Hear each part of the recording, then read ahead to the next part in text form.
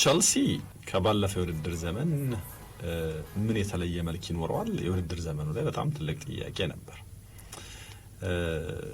ባለፈው የውድድር ዘመን መሻሻል ሲጀምር፣ ባለፈው የውድድር ዘመን መለወጥ ሲጀምር፣ ባለፈው የውድድር ዘመን የቡድን ቅርጽ መያዝ ሲጀምር አሰልጣኝ ማሰናበት ምን ያክል የከፋ አደጋ ይኖረዋል ወይ ደግሞ እንደው ከጠበቅነው በተለየ መንገድ የሆነ አይነት ካምፔን ያሳልፍ ይሆናል? ትልቅ ጥያቄ ነበር ከውድድር ዘመኑ መጀመር በፊት እና ማሬስካ የሁሉንም ግምት ያፋለሰ የሁሉንም ግምት ያዛባ እንደ ቸልሲ ዋንጫ ተፎካካሪ ቡድን ነው አይደል እንደ ምናምን የሚያስብል አጀማመር ጀመሩ። ሪያሊቲው ግን እሱ አልነበረም። ምክንያቱም በግንባታ በለውጥ ሂደት ውስጥ ያለ የሆነ ቡድን የሆነ ጊዜ የሰራ የመሰለው ነገር በሽንፈት ውስጥ ያንድን ተጫዋች ብቃት ወይ ደግሞ ያንድን ተጫዋች ክህሎት ጥገኛ ሆኖ የተሰራ ቡድን ተጫዋቹን ቡድኖች ሲያቆሙት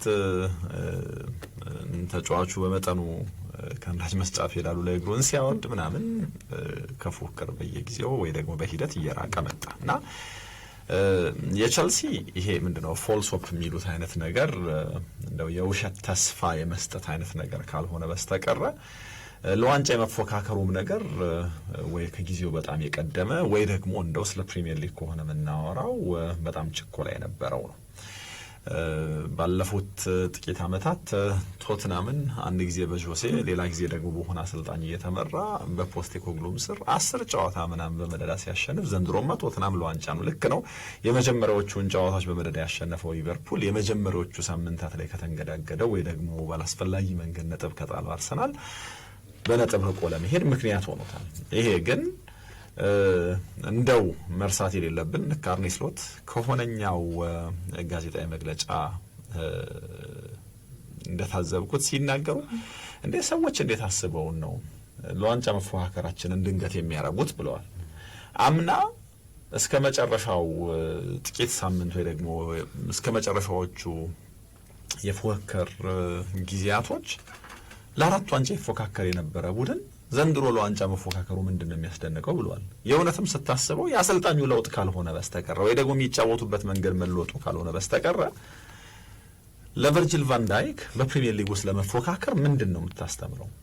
እና ደግሞ ፎር ዘ ላስት ካፕል ኦፍ ይርስ የሚፎካከሩት የነበረው ለፍጹምነት ከቀረበው ማንቸስተር ሲቲ ጋር ነው። ለዛው እና በዛ ሃይ ኢንቴንሲቲ እግር ኳስ ማንቸስተር ሲቲን ሲፎካከር ለከረመ ቡድን ሙሐመድ ሳላህ ላለው ትሬንት አሌክሳንደር-አርኖልድ ለያዘ ኮናቴን የባለፉት የፉክክር ቡድኖች ውስጥ ከቫን ዳይክ ጋር ማጣመር የለመደ የስኳድ ተጫዋቾች ያሉት በተለያዩ አጋጣሚዎች ከክሎፕ ጋር በአንፊልድ ክራውድ በአንፊልድ ደጋፊ ፊት መጫወትን የለመደ እንደዚህ ያለ ቡድን ነው።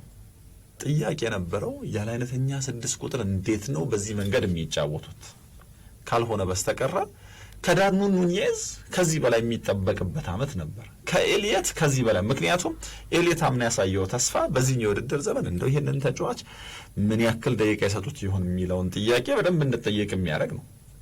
በጣም ጥሩ ሲዝን ነበር ያሳለፈው። ካርቲስ ጆንስ ጤናማ ሲሆን ቡድኑ ሊሰጥ የሚችለው ነገር ግልጽ ነው። ዲያዝ የኮንሲስተንሲ ጉዳይ ካልሆነ በስተቀር የሆነ የብቃቱ እንትን ላይ ሲገኝ ያን የግራ መስመር እንዴት ባለ መንገድ እንደሚጠቀመው እንዴት እንደሚፈጥር ጎሎች እንደሚያስቆጥር እንዴት አይነት ሩጫዎች እንደሚያደርግ ግልጽ ነው። ሶ ሊቨርፑል ለምንድን ነው እንደሚፎካከር ያላሰብነው? እና አርኔ ስሎትም ያሉት ነገር ይሄ ነው። እንዴ መፎካከራችን እንግዳ ሊሆን አይገባም ነበር ወይ ደግሞ አምና በእነዚህ ነገሮች የተፎካከረ ቡድን ሊጉን 3ኛ ሆነ ያጠናቀቀ ቡድን እንዴት ነው ለዋንጫ አይፎካከርም ብሎ የሚታሰበው የሚል ነገር አንስተዋል። ከዚህ መነሻ ምናወራው ስለ ቸልሲ ከሆነ ቸልሲ ደግሞ እንዴት ነው ይፎካከራል ብለን ያሰብነው የሚለው ነገር በደንብ መጠየቅ አለበት። አሁን ወደ አርሰናል ደግሞ በዚህ ብንመጣ የአርሰናልን ደግሞ የበለጠ ከባድ የሚያደርገው ይሄ ነው። ባለፉት 2 ዓመታት ማንቸስተር ሲቲን ተከትሎ 2ኛ ሆኖ ያጠናቀቀው ቡድን ማንቸስተር ሲቲ በደከመበት የውድድር ዘመን እንዴት ነው ዋንጫውን መውሰድ የማይችለው ወይ ደግሞ ዋንጫውን መውሰድ ያልቻለው የሚለው ጥያቄ በደንብ መጠየቅ ያለበት የዚህ ጊዜ ነው። በጣም የተለያዩ ምክንያቶች ሊዘረዘሩ ይችላሉ እና የአርሰናልን ህመም ደግሞ የበለጠ ከባድ የሚያደርገው ልክ ነው ስሎት እንዳሉት ሊቨርፑል መፎካከር እየተገባው የተፎካከረ ቡድን ነው። ምናልባት ከአዲሱ አሰልጣኝ ጋር እንዴት ሊሆን ይችላል የሚለው ጥያቄ ካልሆነ በስተቀር ክሎፕ እዚህ ቡድን ውስጥ ቢኖሩ ለምሳሌ በዚህ ቡድን ውስጥ የተጨመረ አንድም ተጫዋች ስለሌለ የነበሯቸውን ተጫዋቾች በማነቃቃትና ለማሻሻል በመወከር ከሆነኛው አስከፊ ውድድር ዘመን በኋላ ወደ አውሮፓ ፉክክሮች የሚመለሱበት ወደ ሻምፒየንስ ሊግ የሚመለሱበት በፕሪሚየር ሊጉ ደግሞ የሚፎካከሩበት ይሆናል እንጂ በእርግጠኝነት ክሎፕ ስለነበሩበት አምስተኛ ሆኖ ይጨርሳል የምንለው ሊቨርፑል አይሆንም። እርግጥ ነው የአርኔ ስሎት ያጫወት መንገድ ለነዚህ የሊቨርፑል በኢንቴንሲቲ ለዛጉ በኢንቴንሲቲ ለደከሙ ከጫፍ ጫፍ ሲሮጡ ለነበሩ ተጫዋቾች አዲስ ተስፋ አዲስ ብስራት ነው። ይሁን አይነት ለውጥ ይፈልጉ ነበር። የክሎፕን መሄድ ባይደግፉት ባይወዱት እንኳን በተደጋጋሚ በበርናርዶ ሲልቫ ጉዳይ እንደምናነሳው ለምሳሌ ካሰለጠኑት አሰልጣኞች ሁሉ የተለየ መሆኑን ያምናል ፔፕ ጓርዲዮላ። እሱ ውስጥ ያለን ነገር በማውጣትና ለላቀ ደረጃ ተጫዋቹን በማድረስም ተጫዋቹ ያመሰግነዋል። ግን ከጓርዲዮላ ጋር መስራት በጣም ከባድ እንደሆነ በማመን ማንቸስተር ሲቲ ውስጥ ባለፉት ጥቂት ዓመታት ክረምቱ በመጣ ቁጥር ሁሉ በርናርዶ ሲልቫ ሊወጣ ነው እየተባለ ሲያባብሉት በርናርዶ ሲልቫን ለማቆየት ጥረት ሲያደርጉ ወይ ደግሞ ሊገዛ የፈለገው ጄኒውሊ ተጫዋች የሚፈልግ የነበረው ቡድን ባርሴሎና ያንን ለማድረግ የሚያስችል አቅም ላይ ባለመሆኑ ምክንያት ሲቀር እያየን ነው። ዋነኛው በርናርዶ ሲልቫ ከነዚህ ሁሉ የመሻሻል ወይ ደግሞ ባለም ምርጡ አሰልጣኝ ነው መሰለጥነው የሚለውን ሐሳብ ከመናገር ጀርባ የመሄድ ፍላጎት ካለ የፔፕ ጓርዲዮላ ለእያንዳንዱ ዲቴይል የመጨነቅና እያንዳንዱ ልምምድ ምን ያክል ከባድ እንደሆኑ ነው የሚያስረዳ እና የሊቨርፑልም ተጫዋቾች ይሄ ነፃ የመውጣት ስሜት እንደሚሰማቸው ምንም ጥርጥር የለው። ወደ አርሰናል ጉዳይ ግን ከመጣን የአርሰናልን የውድድር ዘመን እንዴት ነው የምንገልጸው? እንደው በጣም ሳሚ ጥሩ ርዕስ ነው የተጠቀመው። እንደው ምን ቀረው አርሰናል ብሏል። በጣም ምን ቀረው የሚያስብል አይነት ነውና ከዚህስ በላይ ይሻሻላል ወይ? የሚኬል አርቴታ ቡድን አሁን ሲሊንጉ ላይ ደርሷል። በቃ ከዚህ በኋላ አይሻሻልም ብለው የሚያስቡ ሰዎች አሉ። እና የአርሰናል የውድድር ዘመን በጣም ብዙ አይነት መገለጫዎች አሉት። ከጉዳቶች ብትጀምር ገና ፕሪሲዝን ላይ ከሚኬል ሜሪኖ የጀመረ የጉዳት መጥፎ አጋጣሚ ይጀምራል የውድድር ዘመናቸው እና እንደው የአርሰናል የውድድር ዘመን መገለጫው ጉዳት ነው። ባይጎዱ ኖሮ ተጫዋቾቻቸው ዋንጫ ይወስዱ ነበር የሚያስብል ነው ወይስ ደግሞ አይ በቃ ይሄ ቡድን ከዚህ በላይ መሻሻል ስለማይችል ነው ዋንጫ ወሰደው ዋንጫ መውሰድ ያልቻለው የሚባልለት አይነት ነው? እንግዲህ ቀደም ሰላም እንዳለፈው የ15 ነጥብ ልዩነት አለ። ወይስ ደግሞ በቃ እንደው ይሄ ቡድን ቅድም ስለ ቶትናም እንደምንለው ወይ ደግሞ ስለ ቸልሲ እንደምንለው የሆነ እንደው ውሸት ተስፋ ለደጋፊዎቹ እየሰጠ የሚገባው ከፍታ ላይ የመድረስ ጥንካሬ በአእምሮ የሌለው ቡድን ነው ወይ? ሌላ ጥያቄ ነው። እና ምንድነው በትክክል መገለጫው? ከጉዳት ውጪ ቀይ ካርዶች ውስጥ ናቸው ወይ አርሰናልን እንደዚህ አይነት ነገር የዳረጉት በዚህ የውድድር ዘመን? ሊሆንም ይችላል እኮ በወሳኝ ጨዋታዎች ነጥብ በጣም አሁን እነዚህን ኮንሲደር አለማድረግ አይቻልም። አሁን እነዚህ ሁሉ ነገሮች የሚመዘዝ ነገር አላቸው። ወይስ ደግሞ መጠናከር ባለመቻሉ ነው አርሰናል በጥር ወይ በክረምቱ መጠናከር ባለመቻሉ የመጣ ነው የሚለውንም ነገር እንደዚሁ ማየት ያስፈልጋል። እና ትክክለኛው መገለጫ የትኛው ነው? ግን ደግሞ የሁለት ተከታታይ ዓመታት ሲቲን እንደዛ ባለ መንገድ የተፎካከረ ቡድን ሲቲ ሲተኛለት ዋንጫውን አለመውሰዱ እድሉን አሳልፎ ከመስጠት ጋር በደንብ መያያዝ አለበት። ምክንያቱም የሚቀጥለው የውድድር ዘመን ብዙ የማይጨበጡ ነገሮች አሉት። ለምሳሌ በዚህ የውድድር ዘመን ካለው አዲሱ የዓለም ክለቦች ዋንጫ ጨዋታ ጋር የሚቀጥለው የውድድር ዘመን ይዞት የሚመጣውን ነገር ማወቅ አይቻልም። ሲቲ እንደዚህ ባለ መንገዳገድ ድጋሚ ስለመታየቱ እርግጠኛ አይደለንም። ምናልባት ፔፕ ጓርዲዮላ የሚቀጥለው የውድድር ዘመን ቡድኑ ቢያንስ ለአንድ ዋንጫ እንኳን ማይፎካከር ይሆናል ብሎ ማሰብ ከባድ ይሆናል። ምክንያቱም እዚህ ስብስብ ውስጥ መጠናከሮች ይኖራሉ። እዚህ ስብስብ ውስጥ ሮድሪ ይመለሳል። እዚህ ቡድን ውስጥ የተለያዩ ግዢዎች ይኖራሉ። ከፕሮፐር ፕሪሲዝን በኋላ ሲቲ ወደ ተፎካካሪነቱ እንደው በቃ ወደ ይሄ የዋንጫ ቡድን ሆኖ ባይመለስ ግን ደግሞ ማንም እየመጣ ኢቲሃድ ላይ እያሸነፈው የሚሄድ ቡድን ይሆናል የሚል እምነት በፍጹም አይኖረንም። ታዲያ አርሰናል ይህን እድል አለመጠቀሙ ያስቆጫሉ? ኦፍ ኮርስ ለአርሰናል ደጋፊዎች በጣም የሚያስቆጭ ነው የሚሆነው። ምክንያቱም ሊቨርፑልን በተመለከተ አሁን ስለ ሊቨርፑል የሚያነሱ ሰዎች በሙሉ የሚያነሱት ይሄ አርኔ ስሎት ቡድን አይደለም፣ ፍሬድሪክ ኪየዛን ብቻ የጨመረ አንድ አሰልጣኝ ባልገዛቸው ባላመጣቸው ለሱ ባልተቀደዱና ባልተሰፉ ተጫዋቾች በዚህ ልክ መሰንዘር ከቻለ የሚቀጥለው የውድድር ዘመን ላይ በሚፈልጋቸው የሜዳ ዲፓርትመንቶች ተጫዋቾች አምጥቶ የተሻለ ሊቨርፑል መስራት ይችላል። አንዳንዶች ከፔስሌይ ጋር አርኔ ስሎትን ያነጻጽራሉ። ምክንያቱ ደግሞ የቢል ሻንክሌይ ቡድኑን እንደው ይሄ የገነቡት ከዜሮ ጀምሮ ቀና ያደረጉት ለትልቅ ድሎች መሰረቱን የጣሉ አሰልጣኝ ናቸው። በባህሪም ክሎፕን የሚመስሉ አይነት።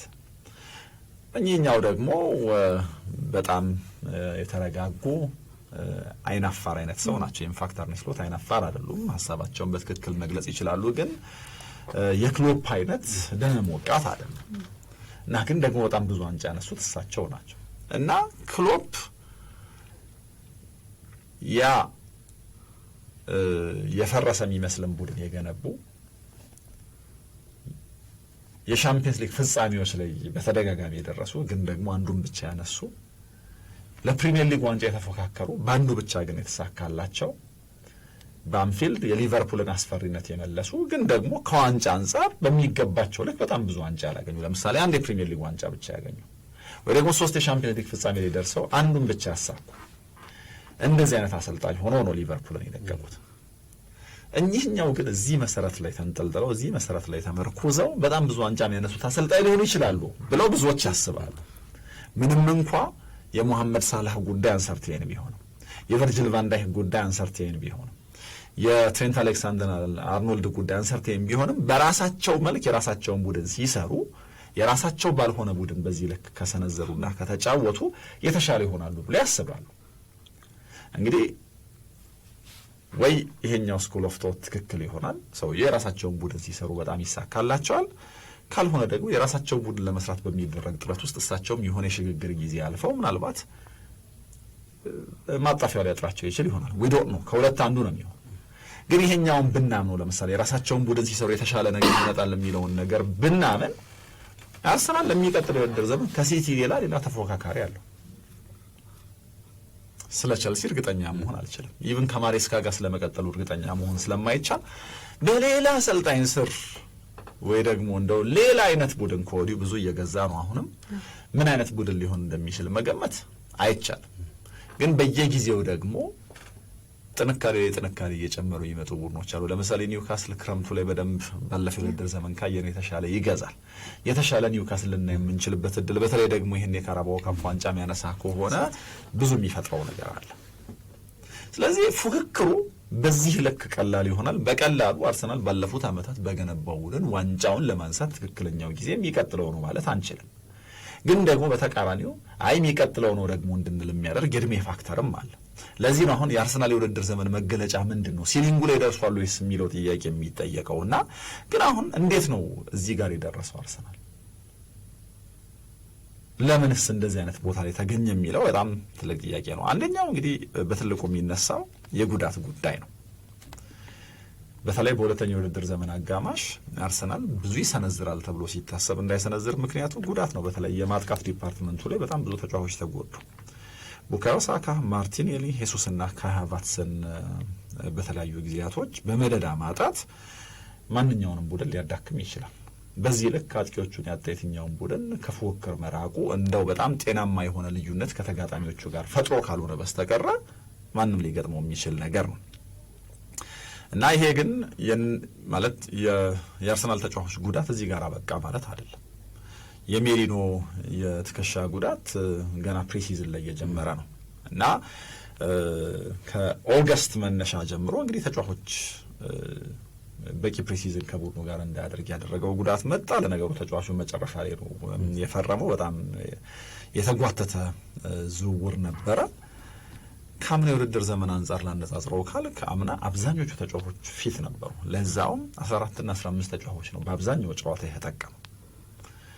በዚህኛው ግን በጣም ሰፈር አድርገዋል። ይሄ ትልቅ ፋክተር ነው። እንደውም ዳታዎች ለማየት ስትሞክር በፕሪሚየር ሊጉ በጉዳት ምክንያት ብዙ ጨዋታ ያመለጣቸው ተጫዋቾች ወይ ደግሞ ቡድኖች በመደዳ ሲሰለፉ አርሰናል 4ኛ ደረጃ ላይ ነው።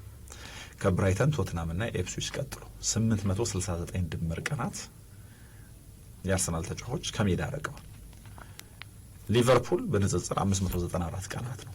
አሁን እዚህ ጋር መነሳት ያለበት ግን ለምሳሌ 869 እና 594 ሲባል በሊቨርፑል እና በአርሰናል መካከል ሰፊ ልዩነት የሌለ ሊመስል ይችላል። ጉዳዩ ሊቨርፑል 594 ቀናት ተጫዋቾቹ ሲጎዱበት ማንና ማናቸው የተጎዱበት? አርሰናል ደግሞ በ800 የበለጠ ቀናት ተጎድተውበታል። ግን ደግሞ ማን የተጎዳበት? አሁን እዚህ ውስጥ እንደውም የካይ ሃቨርትዝን እንደው ገና የውድድር ዘመኑ ስላላለቀ በቅርቡ ስለሆነ የተጎዳው ለምሳሌ ቀናቱን ይጨምራል እንትን ብንል በጣም ትንሽ ነው። ግን እስከ ውድድር ዘመኑ መጨረሻ አስበነው ከሆነ ቀናቱን የምናሰላው የበለጠ ነገሩን ከፍ ያደርገዋል። ፖስተር ቦያቸው ነው ቡካዮ ሳካ። ዋነኛውን ያጡት ኦዴጋርድ ነው ለ2 ወራት ከሜዳ ርቆ የነበረው። ከዛ ሲቀጥል ማርቲኔሊን ነው ያላገኙት። በሆኑ ደግሞ ጨዋታዎች ገብርኤል ማጋሌሽን ወይ ደግሞ ሳሊባን ሊሆን ይችላል ማግኘት ያልቻሉት። ስለዚህ ከተጫዋቾቹ አስፈላጊነት አንጻር ደግሞ ነገሩን የምታየው ከሆነ የአርሰናል ጉዳት በደረጃ እንዳስቀመጥ ነው 4ኛ ደረጃ ላይ ብቻ ቡድኑን አስቀምጦት ብራይተን እና ቶትናም የበለጠ ተጎድተዋል ወይ ደግሞ ከሊቨርፑል ጋር ተቀራራቢ ነው ልንል በፍጹም አንችልም። ገብርኤል ሄሱስ የተጎዳው ሃትሪኮች መስራት ሲጀምር ነው፣ ወደ ብቃቱ መመለስና ጎሎቹን ማግኘት ሲጀምር ነው። ምናልባት በዚህ ሰዓት ገብርኤል ሄሱስ ኖሮት ቢሆን ኖሮ ቡድኑ ያለ ጥርጥር እንደው ገብርኤል ሄሱስ በየጨዋታው 2 እና 3 ጎል እያስቆጠረለት እንኳን ባይሄድ ሌሎች ተጫዋቾች ግን ጎል እንዲያስቆጥሩ ምክንያት መሆኑ አይቀርም ነበር እና ከዚህ አንፃር አርሰናል ከፍተኛ የጉዳት ሰለባ ነው። ስለዚህ አንደኛው የውድድር ዘመኑ መገለጫ ጉዳት ነው፣ ምንም ጥርጥር የለውም። ግን ዛሬ በለንደን ደርቢ የሚደረገውን ጨዋታ መሰረት አድርገን ስለ አርሰናልና ቼልሲ እያነሳን ነው የምንገኘው። አርሰናል ከዋንጫ ቢጎድል ደግሞ ከዚህ በላይ መሻሻል የሚችል ነው ወይስ ደግሞ ላላነሳበት ምክንያቶቹ ምንድን ናቸው? አስታውሳለሁ ባለፈው አመት ስለዚህኛው የውድድር ዘመን ስናነሳ አርሰናል የዋንጫ እድል እንዳለው በደንብ ስናነሳ ነበር። አንደኛው ከየርገን ክሎፕ ወደ አርነ ስሎት የሚደረገው ትራንዚሽን ስሙዝ ላይሆን ስለሚችል የሆኑ መደነቃቀፎች፣ አዳዲስ ነገሮች ሊመጡ ስለሚችሉ አንደኛው እድል እሱ ሊሆን ይችላል። ከዛ ደግሞ 2 የውድድር ዘመናት ሲቲን ስለተፎካከረው አሁን መንገዱን በደንብ ያውቀዋልና ይሄ 3ኛው የውድድር ዘመን ከሲቲ ጋር ተፎካክረው ዋንጫ የሚያነሳበት እንደነበረ የብዙዎቻችን ግምት ነበር። ግን ያነሳቸው 3ቱ ምክንያቶች በደንብ የሚያስኬዱ ይመስለኛል። የተጫዋቾቹ ጉዳት በተለይ ደግሞ ያጣበት ጊዜ ማርቲን ኦዴጋርድና ቡካዮ ሳካ ያላቸው ኮምቢኔሽን ይታወቃል። ቡድኑን ምን ያህል ውጤታማ እንደሚያደርጉት ይታወቃልና እነዚህን 2 ተጫዋቾች በተለያዩ ጊዜያት ማጣት ከዛ ደግሞ በአንድ ዲፓርትመንት ብዙ ተጫዋቾችን ማጣት ሌላኛው ምክንያት ሊሆን ይችላል። እሱምና አንደኛው እሱ ነው። ግን ተጨማሪ ሌሎችስ ነገሮች ይሄ አሁን የሲቲን ጉዳይ ስታነሽ አሁን ሲቲ መፎካከር የሚለውን ነገር ስታነሽ አንደኛው የአርሰናል ያለፉት አመታት ችግር ለምሳሌ ልክ ነው አምና በአስቶን ቪላ መሸነፉ ለምሳሌ የፈጠረበት ነገር ይኖር ይሆናል መጨረሻ ላይ ግን ለደጋፊው ልዩነቱ በአስቶን ቪላ መሸነፍ እንዳለ ሆኖ የዋንጫ ተፎካካሪ የሆነን ቡድን በማሸነፍና ባለማሸነፍ ላይ ለምሳሌ የሆነ ቀን ኤሚሬትስ ላይ ሲቲን ማሸነፍ ወይ ደግሞ ኤቲሃድ ላይ ሄዶ ሲቲን መገዳደር ልክ ባለፈው ውድድር ዘመን ኤሚሬትስ ላይ እንዳሸነፈው ኤቲሃድ ላይ ደግሞ ባቻ ውጤት እንዳጠናቀቀው ጨዋታ የቀረው ነገር ሲቲን ማሸነፍ ነው። ከሲቲ 6 ነጥብ መውሰድ ነው። ልክ ሲቲ በዋንጫ አሸናፊ አመታቶች ዋንጫ በሚያሸንፍባቸው አመታት እንዳደረገው አርሰናል ዘንድሮ ኤቲሃድ ላይ አቻ ወጥቷል። ኤሚሬትስ ላይ ሲቲን ረምረሟል፣ አሸንፏል። ግን ልዩነቱ ይህ አይደለም። አሁን የተዳከመውን ሲቲ ማሸነፍ ከዛ በኋላ ግን ጠንካራ ሊሆን በሚገባው ጊዜ በፍጹም ኤክስፔክት የማይደረጉ ጨዋታዎችን መሸነፍ ባቻ ነጥብ ጨዋታዎችን ማጠናቀቅ እዚህ ውስጥ በጣም ብዙ ችግሮች አሉ። ቅድም ያለው አሁን ጉዳት ራሱ የተጫወተው ነገር አለ። ዞሮ ዞሮ የእነዚህ ጉዳቶች መነሻ በደንብ መጠናት አለበት። ምንድነው የጉዳቶቹ ምክንያት? ለምሳሌ የሃምስትሪንግ ጉዳቶች በዙ አርሰናል ውስጥ። የእነዚህ ሃምስትሪንግ ጉዳቶች ምክንያት ምንድነው? ልምምዱ ነው? የሕክምና ዲፓርትመንቱ ነው? በደንብ መፈተሽ ያለበት ነው፣ መጠየቅ ይኖርብሻል። ከዛ ውጪ ግን ብዙ ጉዳቶች አሉብሽ ማለት ወይ ደግሞ እንደው በጉዳት ምክንያት ተጫዋቾች ተሻለ ማለት በቂ ስኳድ ዴፕዝ የለሽም ማለት ነው። ሌላኛው የቀይ ካርድ ጉዳይ ነው። ስለ ስኳድ ዴፕዝ እመለሳለሁ። እኔ በጣም ትልቁ ፖይንት እሱ ስለሆነ ሊቨርፑል የመጀመሪያዎቹ ሳምንታት ላይ እንደው ሊቨርፑል አሳማኝ ሳይሆን አሸነፈ ምናምን ነገር ሲባል ከመጀመሪያው የፕሲት ጨዋታ ጀምሮ አርሰናል አምና ከቆመበት ለመቀጠል ተቸግሮ ነበር። ጨዋታዎችን ያሸነፈ ይሆናል፣ ልክ ነው፣ አሳማኝ አይደለም ወይ ደግሞ ባቸው ውጤት ጨዋታዎች ይወጣ ሊሆን ይችላል ምናምን እና ለነዚህ ደግሞ ምክንያቱ ከመጀመሪያው ጀምሮ የቀይ ካርዶች ትልቅ አስተዋጽኦ አበርክተዋል። ለምሳሌ የራይስና የትሮሳርድን የቀይ ካርዶች ተመልከትና ባልተለመደ መንገድ የሁለተኛ ቀይ የቢጫ ካርድ አይተው በቀይ የወጡ ተጫዋቾች ናቸውና ይሄ ከአዲሱ ሕግ መነሻ የሆነ ነው። እንግዲህ ይሄ ነገር ከተፈጠረ ከወራት እንኳን በኋላ ብናይ ተመሳሳይ በሆነ መንገድ እንግዲህ አሁን 6 ወራት ምናምን አልፈውታል። ራይስና ትሮሳርድ በወጡበት መንገድ በፕሪሚየር ሊጉ በቀይ ካርድ ይወጣ ሌላ ተጫዋች ያለ አይመስልም። እና ለዚህ የህግ ለውጥ በቃ የመጨረሻውን ማክሲመም ፐኒሽመንት የተቀጣው ቡድን አርሰናል ነው ማለት ነው። እና በእነዚህ ጨዋታዎች መርሳት የሌለብን አርሰናል ሁለቱንም ጨዋታዎች እየመራ ነበር። ስለዚህ ከነዚህ ጨዋታዎች 4 ነጥብ ጥሏል ማለት ነው ብለህ እንድታስብ ያደርጋል። እና ምን ያክል ቀይ ካርዶቹ ገና ከጅምሩ የሆነ አይነት ነገር እንደፈጠሩ ከዛ ደግሞ የበርንመዙ ጨዋታ ላይ መጀመሪያ ቢጫ ከዛ ደግሞ በቫር አፕግሬድ ተደርጎ ዊሊያም ሳሊባ በቀይ የወጣበት አጋጣሚ አለ። የወልቭሱ ጨዋታ ዕለት የሉዊስ ስኬሊ ከዛ በኋላ ደግሞ ድጋሚ ያው እሱ ኦቨርተን ተደርጓል ተቀልብሷል፣ ግን ደግሞ በድጋሚ የዌስትሃሙ ጨዋታ ላይ ቀይ ካርድ ሰለባ ሆነ። እንግዲህ አርሰናል 5 ቀይ ካርዶች ተመልክቷል ማለት ነው። ይሄ ከሌሎች የፕሪሚየር ሊግ ቡድኖች ጋር ስታነጻጽረው ሰፊ ልዩነት አለው። የትኛውም የፕሪሚየር ሊግ ቡድን ከ3 በላይ ቀይ ካርድ አላየም። አሁን እዚህ ጋር ጥያቄዎች ሊነሱ ይችላሉ። የአርሰናል ቀይ ካርዶች እንዳለመታደል የመጡ የዳኝነት ችግር የነበረባቸው ወይስ ደግሞ የዲሲፕሊን ችግር የሚለውን በተለያየ ኮንቴክስት ማየት ያስፈልጋል። በአጠቃላይ ግን አርሰናል በቀይ ካርድ ምክንያት 210 ደቂቃዎች በ10 ተጫዋች እንዲጫወት ተገዷል። ይሄ ከሌሎች የፕሪሚየር ሊግ ቡድኖች ጋር ካነጻጸረከው በጣም ሰፊ ልዩነት አለው። ስለዚህ አርሰናል የውድድር ዘመኑ በዚህ ደግሞ እንዲገለጽ ምክንያት ሆኗል እና በፕሪሚየር ሊጉ ከአርቴታ ቅጥር ጀምሮ 20 የቀይ ካርድ ተመልክቷል አርሰናል እና ከዛ ፊት ከአርቴታ ፊት በነበረው የውድድር ዘመን በድምሩ 1 ምናምን የቀይ ካርድ ምናምን ነገር ነበረ ቡድኑ ተመልክቶ የነበረው እና ግን 20 የቀይ ካርዶች ተመልክቷል። ይሄ በጣም በጣም ትልቅ ጥያቄ ነው። ሌላኛው የአርሰናል ጉዳይ ሲነሳ የጥሩ የተጫዋቾች የዝውውር መስኮት ይነሳል። ከጥሩ ግን አስቀድሞ መነሳት ያለበት የክረምቱ የዝውውር መስኮት። አርሰናል በጣም ትልቅ ስህተት የሰራው ከጥር ይልቅ ክረምቱ ላይ ነው። የውድድር ዘመንሽን ሼፕ ከማድረግ አንጻር ያሉት ተጫዋቾች በጣም ወሳኝ ናቸው። ልክ ነው። አሁን የሊጉን ዋንጫ ለማንሳት እየተንደረደረ ያለው ሊቨርፑል አንዱ እድለኛ የሚያደርገው ወሳኝ ተጫዋቾቹ አልተጎዱም። ወሳኝ ተጫዋቾቹ እንዳይጎዱ ለማድረግ ቀደም ያለው ልምምድ ወሳኝ ነው። ከዚህ በፊት ለምንድን ነው የሊቨርፑል ተጫዋቾች ያልተጎዱት የሚል አንድ ፕሮግራም ሰርተናል። ሁለተኛው የሕክምና ዲፓርትመንትሽ ነው። ሶስተኛው ግን የዴብዝ ጉዳይ ነው እና የሆነ ቀን ዲያዝ በሌለበት አጋጣሚ ዲያዝን መተካት የሚችል የሆነ ቀን ሳላህ ጎል ማስቆጠር ሳይችል ሲቀር ብዙ የሚወቀሰው ኑኔዝ ተነስቶ ጎል የሚያስቆጥርበት ሊቨርፑል እንድናይ ዴብዝ በጣም አስፈላጊ ነው።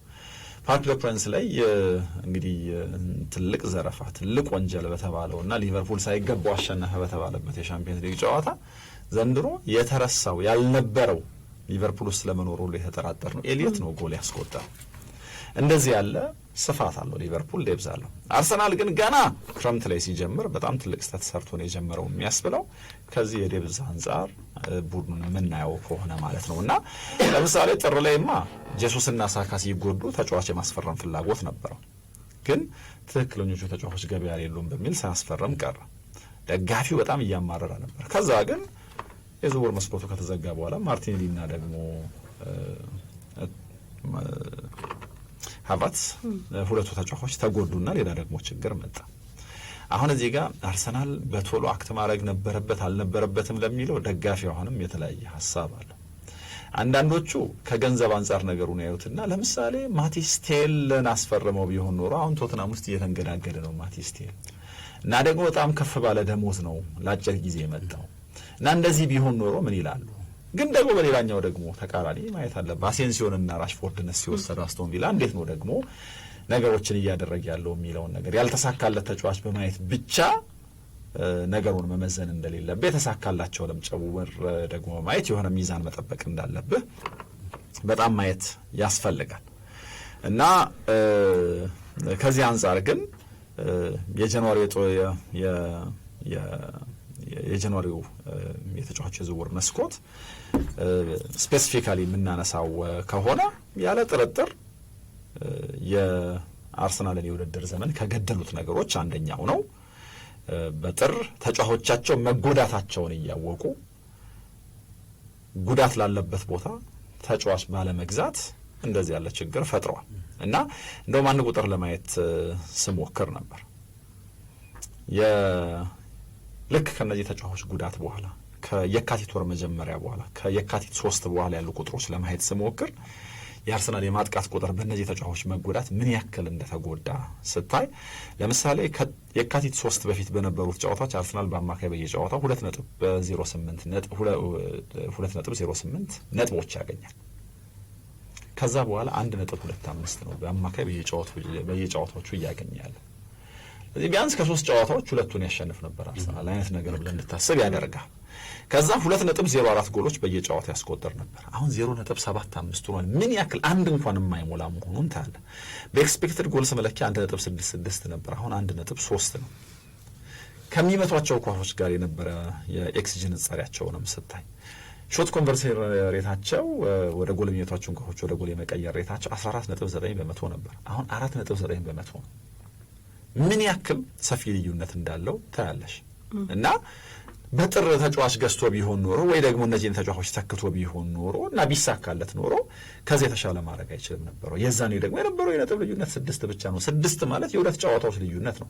ቅርብ ጊዜ ስለ 5 ነጥቦች ልዩነት የሚወራለት ስለነበረ ማለት ነው። እና ስለዚህ ፋይናል ሰርድ ላይ ካለው ነገር አንጻር ምናይ ከሆነ አርሰናል ያለ ጥርጥር በጣም ትልቅ ስህተት ሰርቷል። በአጠቃላይ ግን ከዚህ ጋር ደግሞ የዚህ የስኳድ ቢልዲንግን ካየ ነው ትልቁ ስህተት የተሰራው የዛኔ ነው፣ ክረምት ላይ። አሁን ካላፊዮሪ ሜሪኖንና ስተርሊንግን ያመጡት እና ግብ ጠባቂውን ኔቶን ነው ያመጡት። እንግዲህ አሁን የአርሰናል የማጥቃት ዲፓርትመንት በጉዳት ስለመታመሱ ስናስብ አሁን ማሰብ ያለብን ጥር ላይ አለማጠናከር አንዱ ነው። ግን ክረምትስ ላይ ምንድን ነው የሰሩት? ኔልሰን፣ ኢንኬቲያ፣ ስሚዝሮ እና ፋቢዮ ቪዬራን ለቀዋል። በማን ነው የተተኩት እነዚህ ተጫዋቾች? አሁን 4 ተጫዋች ለቀ 2 እንኳን ብታመጣ በ2 ተጫዋቾች ጎልህን የውድድር ዘመኑን እየጀመርክ ያለው 4 ተጫዋች ለቀ አንድም ተጫዋች ካላመጣህ ግን አሁን እዚህ እንደው አማካይ ክፍል ላይ ስለመጣ ማለት ሜሪኖ ልንል እንችላለን። 4 ተጫዋች ለቀ በአንድ ተጫዋቾቹ መተካት። ምክንያቱም ስለ ስኬሊና ስለ ዋንየሪ ምንም ማለት አንችልም። እነዚህ ተጫዋቾች ዘንድሮ የስኳድ ተጫዋች እንዲሆኑና እንደ አርሰናል ኮምፎርቴብል በሚሆንባቸው ወይ የሆነ ችግር ውስጥ በሚገባባቸው የሆነ አጋጣሚዎች ትንንሽ ደቂቃ እያገኙ ለሚቀጥለው የውድድር ዘመን እንዲዘጋጁ ነው እንጂ አሁን የፈጠሩትን ኢምፓክት ይፈጥራሉ ተብሎ ታስቡ የዋናው ቡድን ተጫዋቾች እንዳልሆኑ እርግጥ ነው። ሁልጊዜም ታዳጊ ተጫዋቾች ወደ ዋናው ቡድን ሲያድጉ ታች ባሳዩት ነገር መነሻ ይመጣሉ።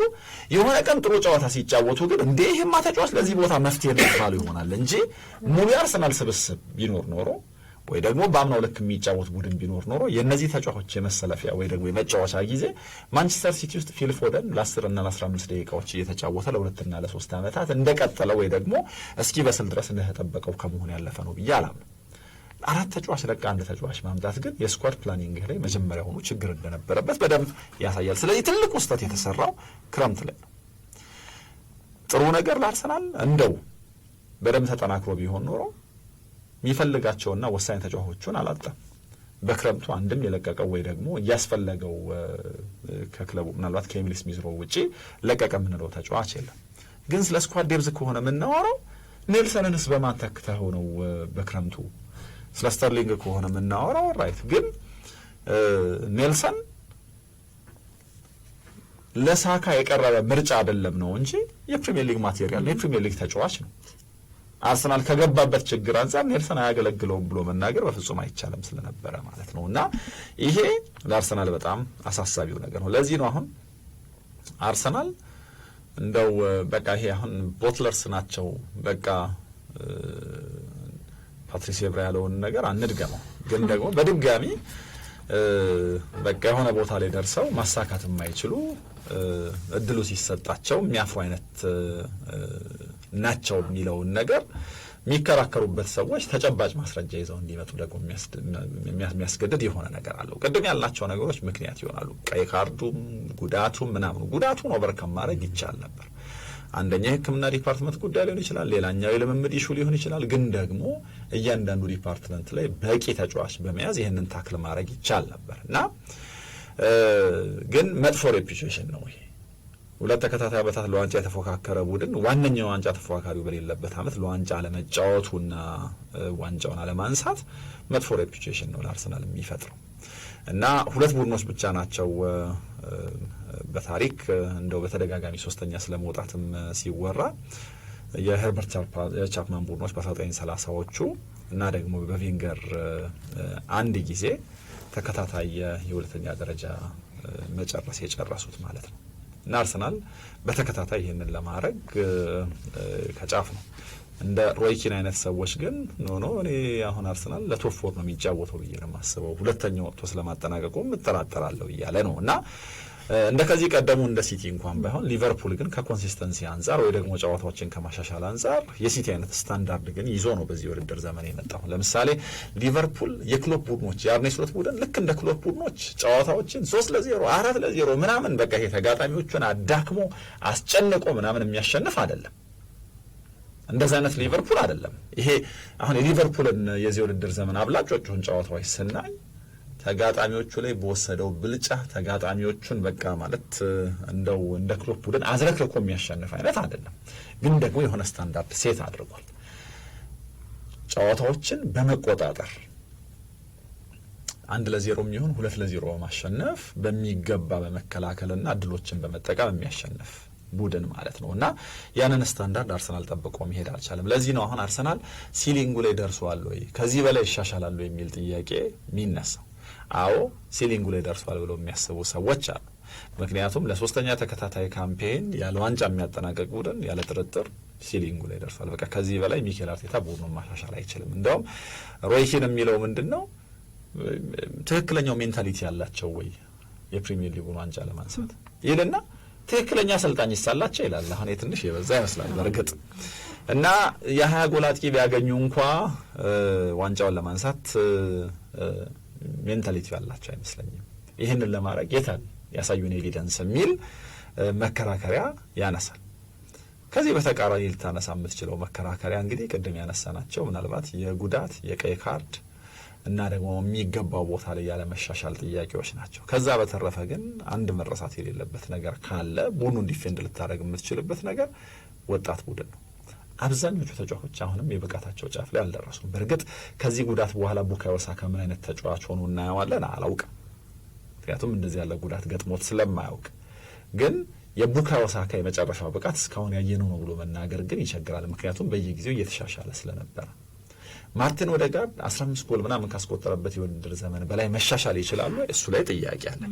ላይክ ከዛ የተሻለ ፐርፎርም ማድረግ ይችላል፣ ከዛ የተሻለ መፍጠር ይችላል። በጎል ግን ከዛ የተሻለ የውድድር ዘመን ማሳለፍ ይችላል አላውቅም። ምክንያቱም በኤክስፔክትድ ጎልስ መለኪያዎች ነገሮችን ስትለካ ኦቨር ፐርፎርም ስላደረገ ማለት ነው። ማርቲኔሊ ያንን ለመድገሙ ማረጋገጫ እስካሁን ድረስ ባለፉት 2 ዓመታት አልሰጠንም፣ ገባ ወጣ እያለ ስለሆነ።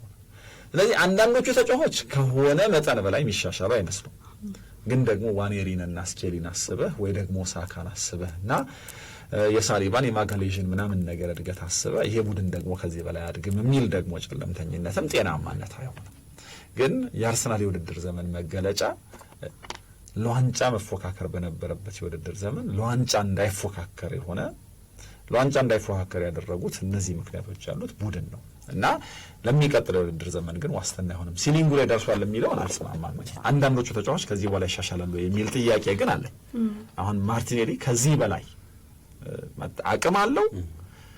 ምናልባት አሁን የማርቲኔሊን ነገር ትንሽ የተለየ የሚያደርገው አርሰናል ፍሪ ፍሎዊንግ እግር ኳስ ወደ መጫወት ይሄ ወይ ደግሞ መጀመሪያ ሲቲን በተፎካከረበት የውድድር ዘመን እንዳሳየን አይነት አጫወት የሚጫወት ከሆነ ማርቲኔሊ የተሻለ ሆኖ የተሻለ ጎል አስቆጣሪ ሆኖ ልናየው እንችላለን። ይሄኛው ኮሸስ አፕሮች በጣም ጥንቃቄ ያለበት አፕሮች ግን ለእንደ ማርቲኔሊ አይነት ተጫዋቾች ብዙ ነጻነት አይሰጥም። ስለዚህ ከማርቲኔሊ በጣም ብዙ ጎሎች ላናይ ወይ ደግሞ ላናገኝ እንችላለን በእነዚህ ምክንያቶች።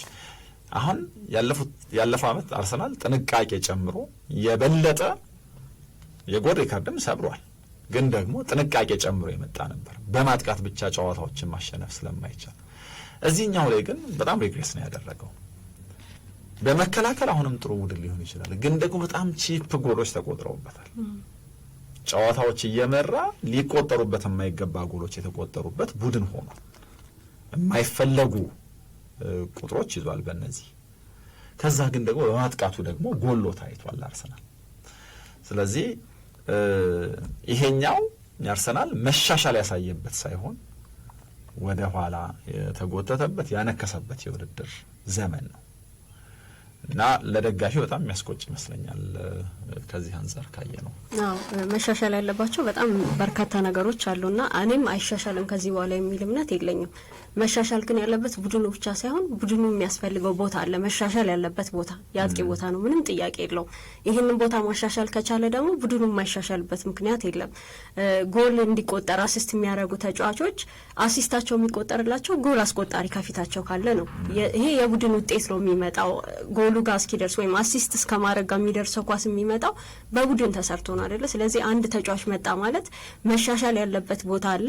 ያ ቦታ ከተሻሻለ ደግሞ ቡድኑን በአጠቃላይ ያሻሽለዋል፣ ከዚህ በላይ ከፍ ያደርገዋል ማለት ነው እንጂ እንዳልከው በጣም የበቁ እኮ ተጫዋቾች አሉት አርሰናል። ግን ደግሞ አፍተር ኦል የቡድን ስራ ነው እግር ኳስ። በቃ ብቻህን የምታደርገው ነገር የለም። ስለዚህ ይህንን ቡድን የበለጠ የሚያሻሽለው ወደፊት የሚያቀርበው ጎሎቹን ማስቆጠርም ካለበት አሁንም ማሻሻል ያለበት ኤሪያ አለ ብዬ ነው ማስበውና ያንን ኤሪያ ታርጌት አድርጎ መስራት ከቻለ አሁንም ለዋንጫ መፎካከር የሚችል ቡድን ነው። ዛሬ በዌምብሊ አጓጊ የፍጻሜ ጨዋታ ይደረጋል። ኤኤፍኤል ካፕ በኒውካስልና በሊቨርፑል መካከል የኒውካስል የዋንጫ ተስፋ ወይም ተስፋውን ለመጨበጥ እውን ለማድረግ አሁን ከጠንካራው ሊቨርፑል ትግል ይጠብቀዋል ዛሬ ዌምብሌ ላይ። ለአርነ ስሎት ደግሞ በእንግሊዝ ፉትቦል የመጀመሪያ ዋንጫ የሚያገኙበትም ሊሆን ይችላል። ይሄንን ዋንጫ ካሳኩ ለኒውካስል የዋንጫ ድርቁን የሚያረሰርስበትም ነው። ማግፓይስ እንግዲህ ያለ ዋንጫ 70 ዓመታትን ተጉዟል። ለመጨረሻ ጊዜ በ1955 ነበር ያንን ማድረግ የቻሉትና 70 ዓመታትን ለቆየ ድርቅ ለነገሩ ሁሉንም ዶሜስቲክ ዋንጫዎች እንኳን ማንሳት ሊያረሰርሰው ይችላል። ግን ደግሞ የሆነ መንደርደሪያ መሆን ስለሚችል ነው ከዋንጫ ለራቀ ቡድን። እንግዲህ ቀድሞ የውድድር በማንቸስተር ሲቲ ነበረ። ሌላኛው ግን የዚህ ካፕ ዶሚናንት ፎርስ ካለ ሊቨርፑል ነው። ያለፈውን የውድድር ዘመንም እንደዚሁ የዋንጫ አሸናፊ ነበር። በታሪክ በርካታ የሊግ ካፖችን ወይም ስኬቶች ያሉት ቡድን ነው ሊቨርፑል። ዌስትሃም ዩናይትድ፣ ብራይተን፣ ሳውዝሃምፕተን እና ቶተንሃም ሆትስፐር ሊቨርፑልን ዌምብሌ ከመድረስ አላስቆሙትም። አሁንም የሶስትዮሹ ዋንጫ ሀሳብ አብቅቶለታል ከቻምፒየንስ ሊግ መውጣቱን ተከትሎ። ግን ዶሜስቲክ ደብል እያሰበ ነው ይህንን የሚጫወተውና ትግሉም ለዛ ነው የሊቨርፑል። የኤዲ ሃው ኒውካስል ደግሞ በ22-23 እድል ነበረው በማንቸስተር ዩናይትድ ተነጥቆ ነው እንጂ ያንን ዋንጫ። በዚህ የውድድር ዘመን ደግሞ ኒውካስል እንግዲህ በአብዛኛው ሲሪየስ የካፕ ቡድን እንደሆነ ተመልክተነዋል። በአንዳንድ አጋጣሚዎችም በደንብ መስሎ ያየንበት ሁኔታዎች ነበሩ። የኢኤፍኤል ወይም ደግሞ ካራባው ካፕ ፋይናሊስት ነው። አሁን በኢኤፍኤ ካፕ ከብራይተን በውድድሩ ተሰናበተ ከ2 ሳምንታት በፊትና አሁን ግን ፋይናሊስት ሆኗል። ማግባይስ እንዳልኩት ከ1955 በኋላ ለመጀመሪያ ጊዜ ዋንጫ ለማንሳት ነው ሙከራ የሚያደርጉት። ብሩኖ ጊማሬሽም አስተያየቱን ሰጥቷል። ይህ ለኛ ልክ እንደ ዓለም ዋንጫ ነው ብሏልና ያን ያህል ነው አክስፈው የሚመለከቱት። ብዙ አመታት እንኳን ዋንጫ ላራቀ እንደውም ከዛም በላይ ሊሆን ይችላል። ያው የዓለም ዋንጫ ማሳካት ትልቁ ነገር ስለሆነ ትሬንት አሌክሳንደር አርኖልድ እንግዲህ በጉዳት ለሊቨርፑል የለም። እንግዲህ አንቶኒ ጎርደን ደግሞ በቅጣት እንደዚሁ ኒውካስልን አገልግሎት አይሰጥምና በኮነር ብራድሌና የሊቨርፑል የሃምስትሪንግ ጉዳት አለበት። ይሄ ይታወቃል። ሽሎት እንግዲህ ወደ ዌምብሌ ሲያቀኑ አንድም ሲኒየር ራይት ባክ ሳይኖረው ነው ማለት ነው ይሄንን የሚያደርገው። ስለዚህ ጅሮኤል ኳንሳ ክፍተቱን እንዲሞላ ይጠበቃል። ጆ ጎሜዝም እንደዚሁ ጉዳት ላይ እንዳለ ይታወቃልና ዛሬ እንዴት ባለ መንገድ ይፈቱታል እናያለን። ጅሮኤል ኳንሳ ለነገሩ በባለፈው ጨዋታ ጥሩ እንቅስቃሴ አድርጓል። የጎል ሙከራ ሁሉ ነበረው፣ ያንን ተመልክተናልና የደቹ ሰው እንግዲህ በፕሬስ ኮንፈረንሳቸው እንደጠቀሱት ከርቲስ ጆንሰንም እንደ ዋይልድ ካርድ አማራጭ ያዩታል ተብሎ ነው የሚጠበቀው። በኒውካስል በኩል እንደ መርፊ፣ ባርነስ ያሉ ተጫዋቾች በተለያየ ሳይድ እንግዲህ ከትሬንት አሌክሳንደር አርኖልድ ኢዛክ ጋር በሚኖራቸው እንቅስቃሴ ያንን እንጠብቃለን በግራና በቀኝ ልክ እንደ ኦስማን ዴምቤሌ፣ ብራድሊ ባርኮላና ክቪቻ ክቫራትስኬሊያ ያለ ቅንጅት በፔዤ የገጠመው ነገር ሊቨርፑልም የሚገጥመው እንደሆነ በእነዚህ ሶስት ተጫዋቾች እንመለከታለን። አሌክሳንደር ኢዛክ ምን አይነት ጨራሽ አጥቂ እንደሆነ አይምሬ እንደሆነ ተመልክተናል። ባርነስና ጄኮብ መርፊንም እንደዚሁ በግራና በቀኝ እንጠብቃቸዋለን። ለሊቨርፑል ትልቅ ፈተና ሊሰጡት እንደሚችሉ ምንም ጥያቄ የለውም። ዳንበርን እንግዲህ ለመጀመሪያ ጊዜ ለእንግሊዝ ብሔራዊ ዋናው ቡድን ለመጀመሪያ ጊዜ ነው ጥሪ የተደረገለት። ዛሬ የሊቨርፑልን ስለ አጥቂዎች መቋቋም ይኖርበታል። በጣም ከባድ ፈተና ነው የሚጠብቀውና በስለ አጥቂዎችና ደግሞ በተከላካዮች እነዛ በቁመታቸው ዘለግ ያሉ ተከላካዮች የሚገጥሙበት ነውና ይሄ ጨዋታ ብዙ አዝናኝ ነገሮች እንደሚኖሩት ይጠበቃል። ቲፒካል የሆነ የፋይናል ደግሞ ካራክተሮችም እንደሚኖሩት ይጠበቃል። ሁለቱም ዋንጫውን ይፈልጉታል። ለአርነ ስሎት የመጀመሪያ የእንግሊዝ ዋንጫቸው ነው። ደግሞ ለኒውካስል ከ70 ዓመታት በኋላ የመጣ እድል ነውና ይህንን አሳልፎ ይሰጣሉ ወይ ዛሬ የምንመለከተው ነው። በአጠቃላይ ግን ዌምብሌ ላይ ምን አይነት ድራማ ትጠብቃላችሁ? ጨዋታው ምን መልክ ሊኖረው ይችላል? ሁለቱንም ቡድኖች እናንሳ። እንግዲህ ለሁለቱም ቡድኖችና ለሁለቱም አሰልጣኞች የተለያየ ቢሆንም ግን ደግሞ ከፍ ያለ ዋጋ ያለው ጨዋታ ነው። ለኒውካስል ቅድም እንዳልሽው ከሊቨርፑልም በላይ በጣም አስፈላጊ ዋንጫ ይመስላል። የዋንጫ የቆየ ረሃብ የቆየ ድርቅ ስላለባቸው በሊቨርፑልም በኩል ግን የአርኔ ስሎት የመጀመሪያው ደግሞ ዋንጫ በእንግሊዝ የመሆን እድሉ በጣም ትልቅ ስለሆነ ማለት ነው። እንግዲህ ቅድም ሰላም በሀገረ እንግሊዝ ዋንጫ ካነሳ 70 ዓመት ስለሆነ ኒውካስል እያወራሽ ነው። በጥቅሉ ደግሞ እንደ ሌሎች ዋንጫዎችን ከግምት ካስገባን 56 ዓመቱ ነው ኒውካስል። ከዚህ ቀደም ይሄ ፌርስ ካፕ የሚሉት ውድድር ነበር ከ1955 እስከ 71 በነበረው ጊዜ የነበረ። ከዛ በኋላ በዩኤፋ ካፕ የተተካ አሁን ደግሞ እኛ ዩሮፓ ሊግ የምንለውን ዋንጫ እነሱ ኢንተርሲቲስ ካፕ ወይ ደግሞ ፌርስ ካፕ ይሉታልና ኒውካስል አግኝቶ ነበር ከ56 ዓመት በፊት ማለት ነውና ያንድ የኒውካስል የረጅም ጊዜ የህይወት ዘመን ደጋፊ ከጨዋታ ፊት የተሰጠ ቃለ ምልልስ እያየሁኝ ዋላስ ዊልሰን የሚባል አሁን እንግዲህ 70 ዓመቱ ነው ወደ 71 እየተንደረደረ ያለ። ያኔ ከ56 ዓመት በፊት ኒውካስል የመጨረሻውን ዋንጫ ሲያሳካ እድሜው 15 ነበር እና እንደ ትላንትና ሁሉንም ነገር ያስታውሳል። እና አንድ ሜጀር ዋንጫ ኒውካስል ሲያሳካ 15 ዓመቱ የነበረ አሁን 70ዎቹ መጀመሪያ ላይ ያለ ግለሰብ ስለ ኒውካስል ሲያወራ በጣም በተለየ መንፈስ በተለየ ስሜት ነው የሚያወራው። እና እንግዲህ አስበው በህይወት ቆይተህ ለ56 ዓመታት ዋንጫ ማጣትና የሆነ ጊዜ ሊቨርፑል ለ30 ዓመት ዋንጫ ሲያጣ ለአንዳንዶቹ ሊቨርፑል ደጋፊዎች ልክ እንደዚህ ነበር ድርቁ። እና ለምሳሌ አሁን ዩናይትድ በፕሪሚየር ሊጉ እንደ ቀልድ ዋንጫ ለመጨረሻ ጊዜ ካነሳ ስንት ዓመት ሆነ? 12 ዓመት ሆነ። አርሰናል 21ኛ ምናምን ዓመቱ ይመስለኛል። እና እንደዚህ እየተባለ ቸልሲ የሆነ ጊዜ 50 ዓመት ቆይቷል። የሆነኛው ቡድን 40 ዓመት ይቆያል። 40 50 ምናምን የሚባሉት ዓመታት እንደዚህ ዋዛ አይደለም። እድሜ ሰጥቶን ስናይ ከ50 ዓመት በፊት ተንትኖ ዋንጫ ሲያሸንፍ አስታውሳለሁ ምናምን ነገር ቀላል አይደለም። አየውልህ እንደዚህ እያለ ነው ቀን የሚቆጠረው። እና ወደ ከ21 ዓመት በፊት ወደ ይኸውልህ አሁን በትውልድ መካከል በጣም ይደንቀኛል። አሁን ለምሳሌ እኔ ቤት ውስጥ የማየው ነገር እኮ ነው። ለምሳሌ አሁን የሜሲና የሮናልዶ ስም መነሳት በጣም ስላቆመ መንገድ ላይ ስትወጣ የሚታዩት ማሊያዎች ምናምን ነገር እንትን ስለሆኑ እኔ ቤት ውስጥ እንኳን ላወራ ስሞክር አሁን ቤሊንግሃም ነው፣ አሁን ቪኒሲየስ፣ አሁን መሐመድ ሳላህ ነው። እና አሁን ትንንሾቹ ልጆች they don't even know like ማንቸስተር ዩናይትድ የሚባል ሀያል ቡድን እንደነበር አያውቁም። እና በጣም ትንንሾቹ የሊቨርፑል ደጋፊዎች ናቸው ወይ የሲቲ ደጋፊዎች ናቸው ወይ ደግሞ ባለፉት 2 ዓመታት በመጠኑ የአርሰናል ደጋፊ የሆኑ ትንንሽ ልጆች ልታይ ትችላል እንጂ የሆነ ጊዜ ዩናይትድ የሚባል ቡድን ፈርጉሰን የሚባል አሰልጣኝ ምናምን ነገር ብትላቸው የማይሰሙ ትንንሽ ልጆች አሉ። ምክንያቱም በእነሱ እድሜ እንደዚህ ሲሆን ስላላዩት። እና ታሪክ በጣም ይገርማል። እና ለማንኛውም እኚህ ሰው ያኔ ፌርስ ካፕ ኒውካስል ሲያገኝ በ1969 15 ዓመታቸው ነበር። እና አሁን ኒውካስል የመጨረሻውን ዋንጫ ካሳካ በኋላ ስድስተኛ ሌላ ፍጻሜ ላይ ነው። እና የመጨረሻውን ዋንጫ ካሳካ በኋላ የሚያደርገው ስድስተኛ ፍጻሜ ዋንጫ ያመጣል ወይ አናውቅም፣ ግን የስሜት ከፍ ያለ ውጣ ውረድ ውስጥ ገብተን እናውቃለን። እና የሆነ ሰዓት ይህንን ማሸነፍ የማንችል ከሆነ አሁንም ይሄ ድርቅ ይቀጥላል ነው። በጣም የደነቀኝ ግን ኒውካስል ለመጨረሻ ጊዜ ለምሳሌ በሀገር ውስጥ በተደረገ ውድድር በ1974 ከሊቨርፑል ጋር ፍጻሜ አድርጎ ነበር፣ የኤፍኤ ካፕ የፍጻሜ ውድድር።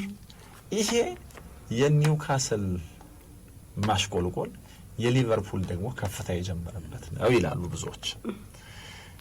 እና የዛኔ ሊቨርፑል እና ኒውካስል እኩል የዋንጫ መጠን ነበር የነበራቸው። እንደውም በጣም ብዙ የሚደገፈው ክለብ ኒውካስል ነበር፣ በደጋፊ ከሊቨርፑል የላቀው ማለት ነው። እና ከዛ በኋላ ግን ያንን ፍጻሜ ሊቨርፑል አሸነፈ። እዛ ፍጻሜ ላይ ሊቨርፑል በጣም አስፈሪ አጥቂዎች ነበሩት፣ ኬቨን ኪጋን እና ጆን ቶሻክ። ኬቨን ኪጋንን እንደምናውቀው ያው የኒውካስል ደግሞ ለዋንጫ የቀረበው የ95 96 ቡድን አሰልጣኝ፣ በጣም የሚቆጩበት ቡድን አሰልጣኝ ነው። እና ጆን ቶሻክ ደግሞ እስከ ቅርብ ጊዜ ድረስ ዝቅ ያሉ ሀገራትና ሊጎች ምናምን ውስጥ ሲያሰለጥን የቆየ አሁን ሰባዎቹ አጋማሽ ላይ ምናምን የደረሰ የሆነ ጊዜ ዌልስ ብሔራዊ ቡድን ከምንም በላይ ግን ማድሪድን ሲያሰለጥንም ነው። በጣም ጥሩ አሰልጣኝ ነው። ቅርብ የሆነ ስም ነው ጆን ቶሻክ። እንደውም ማንረሳው ነገር አለ አይደለ? ያኔ የፕሬዚደንቱ ያው ይቅርታ ጠይቅ ብለውት እንዴ የተናገርኩትን ከምመልሰው ወይ ደግሞ እንደው ይቅርታ ከምጠይቅ እዚህ በርናባው ላይ አሳማ ቢበር ይቀላል የሚል አስተያየት ሰጥተው በጣም መነጋገሪያ ሆነው ነበረ ጆን ቶሻክ የምናስታውሳቸው። እና በእነዚህ ሁለት ሰዎች አጥቂነት የሚመራ ቡድን ነበረ ሊቨርፑል። ያንን ዋንጫ ካነሳ በኋላ ሊቨርፑል ወደ ኋላ አልተመለከተም። የኒውካስል ግን እውነታ ከዚህ የተለየ ነው። እና በእነዚህ አመታት ኒውካስል ዋንጫ በማጣት ውስጥ ያለ የደጋፊዎች ህመምና ስብራት አለ። ከዛ በኋላ መውጣት መውረድ አለ፣ ብዙ አይነት መሰቃየት አለ። እና ለመጨረሻ ጊዜ የሊጉን ዋንጫ ያሸነፈው ኒውካስል በ1927 እና የዛኔ የእግር ኳሱ ላንድስኬፕ እንደዚህ አልነበረም። ከሊጉ ዋንጫ ይልቅ በእርግጥ የዛኔ ለኤፍኤ ካፑ ነበር ዋጋ የሚሰጠውና ተጫዋቾች ኢቭን ራሳቸውን የሚቆጥቡት ለእነዚህ የካፕ ጨዋታዎች ነበር ይባላል። እና ለዚህ ሰውዬ የ1950ውን የኤፍኤ ካፕ ዋንጫ ሲያስታውሱ አሁን ትናንት እኮ ነው ምናምን እያሉ ነው የሚያስታውሱት እንደ ቅርብ ጊዜ። ምክንያቱም ያኔ የካፕ ጨዋታዎች በጣም እና ከአባቴ ጋር ጨዋታዎች ስንሄድ አባቴ ጨዋታዎች በ1940ዎቹ ሲሄድ እያሉ እንደ ቀልድ ነው ነገሩን የሚያነሱት። እና ለኒውካስል ደጋፊዎች በቃ ትዝታቸው እንደ ትላንትና እንዲያስቡት የሚያደርገው ሌላ ነገር ስለሌላቸው ነው። እና በማይክ አሽሌ ስር ቡድናችን ለካፕ ዋንጫዎችም የሚፎካከር አልነበረም በሚል ያን የነበረውን ነገር ለመውቀስ ይሞክራልና ለኒውካስል ዋንጫው ምን ያክል አስፈላጊ እንደሆነ ወይ ዋንጫ ራብ እንግዲህ በኒውካስል ታሪክ ውስጥ ኬቨን ኪጋንም ሆኖ ቦቢ ቻርልተን ወይ ደግሞ ትልቅ የምንላቸው ቦቢ ሮብሰን ትልቅ የምንላቸው አሰልጣኞች ለሁለት የካፕ ፋይናል አልደረሱ። በ3 አመት ውስጥ ሁለተኛ ካፕ ፋይናል በመድረስ ኤዲ ሃው ቀዳሚው ነውና በኒውካስል ውስጥ እንደ ኤዲ ሃው አይነት አሰልጣኝ የለም መባል ተጀምሯል። ዋንጫውን ደግሞ የሚያነሳ ከሆነ ለአርኔ ስሎት በእንግሊዝ የመጀመሪያ ዋንጫቸው ነው የሚሆነው። ለኤዲ ሃው ግን በእግር ኳስ ታሪካቸው የመጀመሪያ ዋንጫ ነው። ምን ያክል ትልቅ እንደሆነ የዓለም ዋንጫ ምናምን ነገር ቢሉት የማትደነቀው ለዚህ ነው። ይሄ ዋንጫ አንዳንድ ጊዜ ይገርመኛል። አንዳንዶቹ አሰልጣኞች ሲያሳኩት ፕሪሚየር ሊጉን ማሳካት ነበረባቸው ተብሎ ስለሚታሰብ ዝቅ ተደርጎ የሚወሰድ፣ አንዳንዶቹ አሰልጣኞች ደግሞ ሲያሳኩት እንደዚህ ዓለም ዋንጫ ክል ትርጉም የሚሰጠው አይነት ነው። ታሪካዊ ነው ዋንጫው ደግሞ በዛ ላይ በጣም ብዙ ክለቦች እኮ ነው አይደል የሚሳተፉት። ግን አሁን ይኸውልሽ በቃ ክለቦቹን አስቢያቸው። አሁን ለሊቨርፑል አምና የካራባኦ ካፑን ማሳካት ለምሳሌ በጣም የተለየ ትርጉም ነበረው። አንደኛ 11 የዋናው ቡድን ተጫዋቾች በሌሉበት በህፃናት ነው ዋንጫውን ያነሱት። ሁለተኛ የኤርገን ክሎፕ ሽኝት ነው። አመቱ መጨረሻ ላይ እኮ በብቸኝነት ይዘውት የጨረሱት ዋንጫ እሱ ሆነ። ለአራት ዋንጫዎች ተፎካክረው ለዚህ የኤርገን ክሎፕን በዋንጫ ለመሸኘት የነበረው ፍላጎት ማሳመሪያ አንዱ እሱ ነው። ሌላው ግን ቨርጂል ቫን ዳይክ አምበል ሆኖ የመጀመሪያ ያነሳው የካራባኦ ካፕ ነው። ለዚህም ተጫዋች የተለየ ስሜት አለው ለነዛ ወጣት ተጫዋቾችም ጭምር። ለዚህ ነው አሁን ለአርኔ ስሎት እንደሚያነሱት እርግጠኛ እየሆኑ ከመጡለትና በቃ ከዚህ በኋላማ በፍጹም አያጡትም ከሚባለው ፕሪሚየር ሊግ ይልቅ የመጀመሪያው በጣም የሚጓጉለትና ሊያነሱት የሚፈልጉት በቅርበት ያለው ዋንጫ ይሄ ነው። ከዛ ነው ስለ ፕሪሚየር ሊጉ የምታስቢው ምንም እንኳን ፕሪሚየር ሊጉ የተጠናቀቀ ያለቀለት ቢመስልም ማለት ነው። እና ጄሚ ካራገር ከአንድ ታሪካዊ ሊቨርፑል ተጫዋች ጋር ከጨዋታው በፊት ንግግር ነበረው ወይ ደግሞ ቃለ ምልልስ አድርጓል። ኢያን ካላግሃን ይባላሉ። በሊቨርፑል ታሪክ ውስጥ በጣም ትልቅ ቦታ የሚሰጣቸው ተጫዋች ናቸው።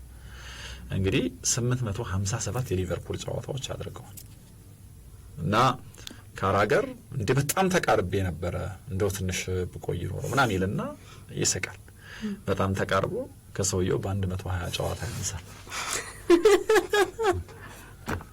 እና ሰውየው እንግዲህ ካላጋን የሚሉት በጣም እድለኛ ነኝ እና ከጉዳት የነጻ ጉዳት የሌለበት 18 የውድድር ዓመት በማሳለፍ ይላሉ። ከዛ ውጭ ግን ደግሞ የሆነ ጊዜ ከጉዳት በኋላ የኬሪየር ለውጥ ተደረገላቸው።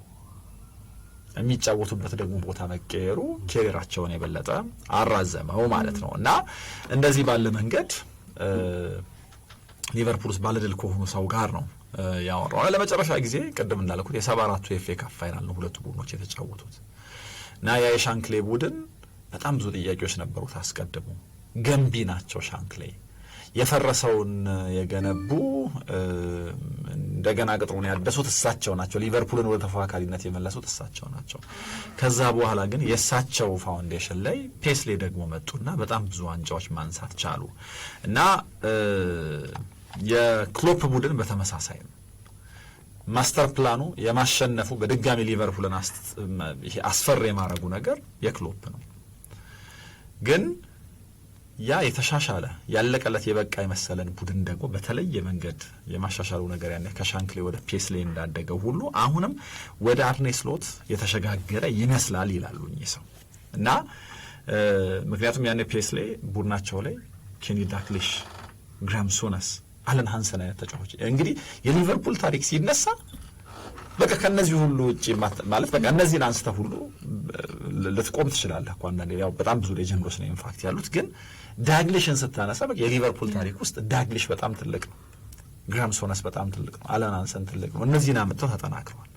ስለዚህ በዚህ ምክንያት ክሎፕ የሆነ ቡድን ቢገነቡም ልክ እንደ ፔስሌ ዳግሊሽን፣ ግራም ሶነስ እና አለን ሃንሰን አይነት ተጫዋች ደግሞ አመጥተው የማይገረሰስ ነገር ይገነቡ ይሆናል። እንግዲህ 20 ምናምን ዋንጫ ነው ያነሱት ፔስሌ በጣም የተሳካላቸው ሰው ነበሩ እና ይሄ ይደገማል ብለው ነው የሚያስቡት። እና የዚህ ነገር ደግሞ መጀመሪያ ልክ አሁን ኒውካስል ውስጥ እነዚህ የሳውዲ ባለሀብቶች መጥተው ካጠናከሩት በኋላ የኒውካስል የዋንጫ ድርድር የሚጀምረው ይህንን ዋንጫ ከማንሳት ነው ተብሎ እንደሚታሰበው ሁሉ የአርኔ ስሎት መነሻ ይሆናል ደግሞ ብሎ የሊቨርፑል ሰዎች የሚያስቡት የዛሬው የካራባኦ ካፕ የፍጻሜ ጨዋታ እና በ51 ዓመት ለመጀመሪያ ጊዜ ነው የሚገናኙት። የዛኔ የ3-0 ድል አንዳቸውን እንግዲህ የተለየ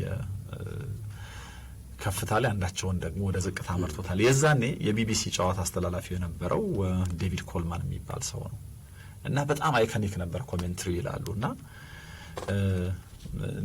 ኒውካስል ዌር አንድሬስድ ይላል እዛ ኮሜንትሪ ላይ እና they were absolutely stripped naked ይላል እና በቃ ሊቨርፑል እንደው ልብሱን ገፈፈው፣ ኒውካስልን አራቆተው፣ ባዶውን አስቀረው፣ እርቃኑን አስቀረው ምናምን ነበረ ኮሜንትሪው። የእውነትም ቼገን ዲስትሮይ ያደረገው ያኔ ራቁቱን የቀረው ኒውካስል እስካሁን ድረስ አልለበሰም እና ኢዲሃው ናቸው ይህንን የማልበስ ትልቅ ኃላፊነት የተጣለባቸውና ይህንን ማድረግ ይችላሉ ወይ? ያ የራስ ሽፍት እንዳደረገ አሁን የሊቨርፑል በመጥፎ ጎኑ ሽፍት ያደርጋል ተብሎ አይታሰብም። የኒውካስልን ግን እንደዚህ ባለ መንገድ የማድረግ ሀሳብ አላቸው። ለዚህ ነው አሁን የኒውካስል ተጫዋቾች በቃ በጣም በከፍተኛ ጉጉት ይህንን ነገር የሚያዩት እና የዛሬው ጨዋታ ለኒውካስል ያለው ግምት ይሄ ነው። ግን ኒውካስል ሊቨርፑልን ከማሸነፉ በፊት በጣም ብዙ ማሸነፍ ያለበት ነገር አለ። ምክንያቱም እንደ አሰልጣኙ በራሱ በጣም ብዙ ችግሮች አሉበት። ሊቨርፑልን የማሸነፍ ታሪክ ለመስራት ሊቨርፑል ነው ከፊታቸው የቆመው። ኤዲሃው ማሸነፍ ያልቻለው ቡድን ሊቨርፑል ነው። አሰልጣኝነት በጣም ብዙዎቹን ተገዳድሯል። ለምሳሌ በቃ አርሰናልን አሸንፎ ማንቸስተር ዩናይትድን አሸንፎ ቶተንሃምን አሸንፎ አስቶን ቪላን አሸንፎ ሊሆን ይችላል። ሲቲ የሚባለው ቡድን ሲመጣ የሚደነግጥ፣ ሊቨርፑል ሲባል የሚደነግጥ አይነት ቡድን ነው እና እንግዲህ በአሰልጣኝነት ገጥመውት 8 ጨዋታ ተጫውቶ በአንዱም ማሸነፍ አልቻለም። አንድ ጨዋታ ብቻ ነው አቻወጣው፣ በ7ቱ ጨዋታዎች ተሸንፏል። ስለዚህ ሊቨርፑል ሳላህ ደግሞ አለ ኒውካስል ላይ የሚቀነው እና የኒውካስል ያለማሸነፍ መጥፎ ጉዞ ዛሬ የ56 ዓመት የዋንጫ ረሃብ ብቻ ሳይሆን እንደው ከሊቨርፑል ጋር ያለውን መጥፎ ታሪክም የመቀየር ነገር ነው ያለው እና በአንፊልድ ለ31 ዓመት ማሸነፍ አልቻለም። ወደ አንፊልድ መጡ። በርግጥ ዛሬ ጨዋታ የሚያደርጉት ዌምብሌ ላይ ነው፣ ግን ሊቨርፑልን ምን ያክል እና ለኤዲ ሃው በራሱ በአጠቃላይ ከ20 ምናምን ጨዋታዎች ያን ኒውካስልን ይዞ ነው ቅድም ያልኩት። በአጠቃላይ ከ20 ምናምን ጨዋታዎች በ18ቱ ምናምን ሊቨርፑልን ገጥሞ ተሸንፏል። በርንመዝም ምናምን እያለ እና የሳላህ ጉዳይ ያለ ሁሉ ጊዜም ጎል የሚያስቆጥርባቸው እና ሁለቱ ቡድኖች ሲጫወቱ ሁሉ ጊዜም ሌት ጎሎች ይቆጠራሉ። ብዙ ጊዜ ተጠቃሚ የሚሆነው ሊቨርፑል ነው እነዚህን ጎሎች ማስቆጠር። ከዛ በኋላ ደግሞ የዳኝነት መጥፎ ውሳኔዎች ተወስነው ያውቃሉ እና በቫር በተወሰኑ ጥቂት አጋጣሚዎች ኒውካስል አንገት ደፍቶ ሄዶ ያውቃል። ከዛ ውጪ የዚህ የሃይደንና የጀማል ላስሌስ የእርስ በርስ ግጭት የፈጠረው መጥፎ አጋጣሚ ልክ እንደዚሁ የህግ ለውጥ ሁሉ እንዲመጣ በተለይ ደግሞ ከዚህ ከጭንቅላት ጉዳት ጋር የተለየ ፕሮቶኮል እንደሚያስፈልግ ልክ እንደዛ የላምፓርድ ጎል ሁሉ መነሻ የሆነ አጋጣሚ ነው በሁለቱ ቡድኖች እና ይሄ ሁሉ ነገር በኒውካስልና በሊቨርፑል ጨዋታዎች የሚታይ ነው። ከዛ በተረፈ ግን ኒውካስል አንዳንድ ጊዜ የሊቨርፑልን ኢንቴንሲቲ ማች ለማድረግ ይሞክርና ኢንቴንሲቲውን ማች ማድረግ ባለመቻሉ ምክንያት ጨዋታዎች ተሸንፎ ይወጣል እና እነዚህን ሁሉ ነገሮች ማኔጅ ማድረግ አለበት ኒውካስል ዛሬ ሊቨርፑልን ማሸነፍ የሚገባው ከሆነ እነዚህን ሁሉ ነገሮች ማለፍ ይኖርበታል እና የ56 ዓመቱ ረሃብ ቀላል አይደለም። ግን ደግሞ ሌላም ክርክር ይዞ መጥቷል ይሄ ጨዋታ ሳሚ እንመለስበት። አይ መልእክቶችን አድምጠን እንመለስና ዛሬ ዌምብሌ ላይ የሚገርም ድራማ ነው የምንጠብቀው። ዋንጫ ለማንሳት የሚደረግ በሁለቱም አሰልጣኞች መካከል በተለያዩ ምክንያቶች በደንብ የሚጠብቁት ነውና ያንን ለማድረግ እንዴት ባለ አፕሮች ይመጣሉ፣ ምንስ ያደርጋሉ? ጥሩ ከመጫወትም በላይ ሌሎችም ደግሞ ከባቢውን መቆጣጠር